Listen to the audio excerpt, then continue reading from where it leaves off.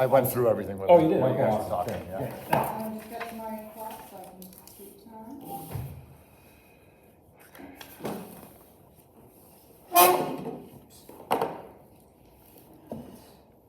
Whenever you are set, Julia, you can start. I'm Julia Olmsted, and this is my senior project presentation. So my essential question is, what are the steps to creating and organizing a Wheel of Fortune fundraiser in order to help the Millis athletics program? What inspired me was Wolf's Wheel of Fortune based how fun and how easy it looked to make money. I chose this project because I wanted to do something different and something I hadn't seen before, and this one really stood out to me. Basically, how this project works is that if you're interested in a raffle item, you comment under the item with how many tickets that you want to purchase. And once I like your comment, you Venmo that, like the donation entry fee to the Millis Boosters Venmo. And once the tickets are sold out, I spin the wheel live to see who wins. So my background in Millis athletics is very important in this project because it gives a good explanation as to why I'm donating all this money to the Millis Boosters. I started attending Millis my freshman year, and I instantly became involved in the sport I loved, which is volleyball. My brothers were very involved in the athletics too. My brother won back-to-back Super Bowl champs in 2018. Alex, my other brother, played basketball, and my dad coached them in football and now coaches at Nichols College. So we were just very involved in Millis athletics in general. And with all the sports that my brothers, and my dad were all involved in, my mom became super involved in all the fundraisers. So she helped a lot with that, and it got me really interested in fundraising too. I intended on doing multiple raffles a month, but I didn't get to do as many as I planned on and as many as I wanted to, and I will talk about that further in this presentation along with other struggles I had. I plan on starting small with the raffle pricing and going bigger, but since I was only able to accomplish just a few raffles, I just did big with both of them. Researching was very helpful in my project because it provided me with a clear path on how I was going to succeed in fundraising. I researched things as simple as amazing raffle prizes all the way to how to give a good presentation. My mentor, Siobhan Clayton, is the vice president of Millis Boosters. She quickly helped me in every which way and provided me with amazing guidance throughout my project.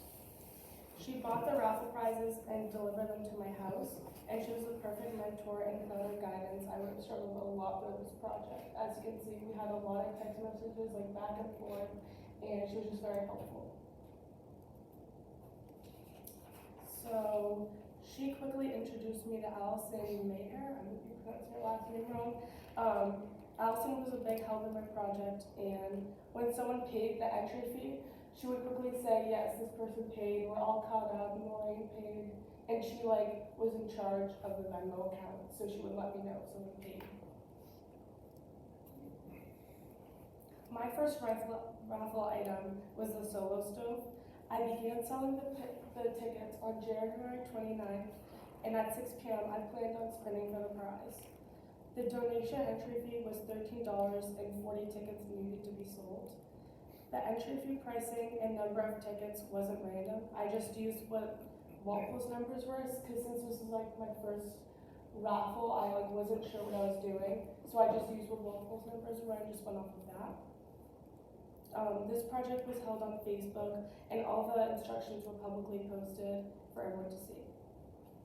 By 6 o'clock, I only had 25 out of 40 tickets sold, so I extended the time of the live stream to 8 p.m. As you can see by these screenshots, I got a ton of support and people spread the word around my project very quickly. I ended up selling all the tickets at 8:15 p.m. and made $520 with this raffle. Also, my grandma ended up winning this, which was really funny because she was just kind of donating because she wanted to help me with my project.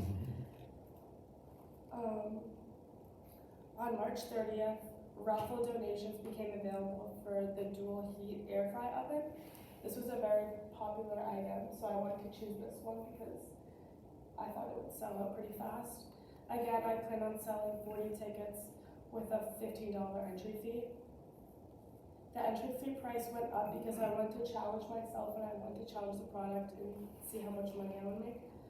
With this raffle, I changed it up and had people comment their favorite number between 1 through 40. And once I received the person's payment, I put their name next to the number, like as it was listed. With this raffle, I didn't have a set date as to when I'd spin because last time they didn't have enough people and I had to keep pushing the time back. I had a lot of patience with this raffle and didn't spin until April 12th at 5:30. So I originally, like on March 30th, announced the raffle, but I didn't spin it until April 12th. So it took like a very long time to get everyone's donations. And finally, I ended up selling 26 tickets at $15 and I ended up making $390. And these are the winners of that raffle. Amy Farrington ended up winning, which is like Ashley's mom, so I thought that was really funny. For the outcome of this project, I made $910, which is amazing because I can only imagine how much more money I would have made if I had more than 2 raffles, because those were only with 2. So if someone continues this, hopefully they do more than that and as much as they can.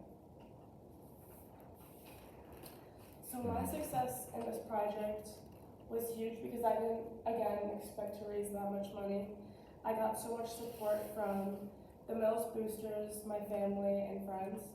It was all around a very fun idea, and what I hope for is that someone continues this project and learns from our mistakes and continues to build it. So my failures, I had never used Facebook before actually when I started this project, but I knew that all the moms were on it, so I just decided to use it.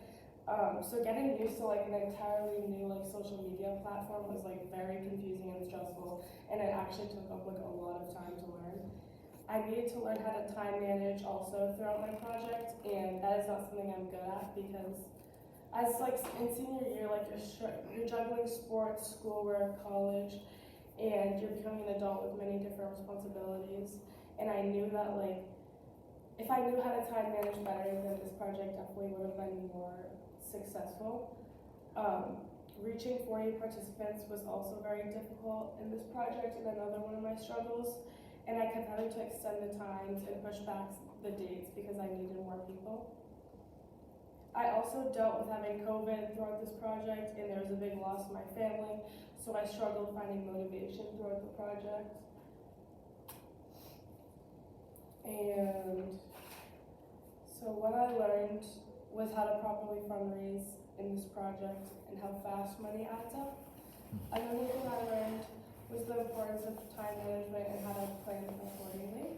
And I have a quick video of me actually spinning around for 2 seconds.